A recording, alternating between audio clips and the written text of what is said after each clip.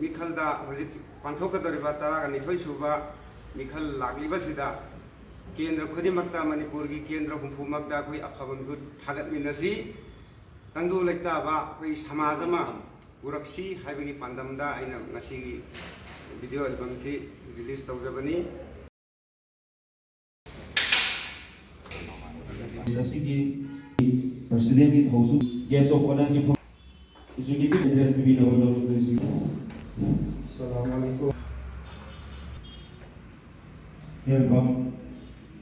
release तौबगी लुकना कराना ओक्सरी करी लोय media की चिन्ना ओक्सरी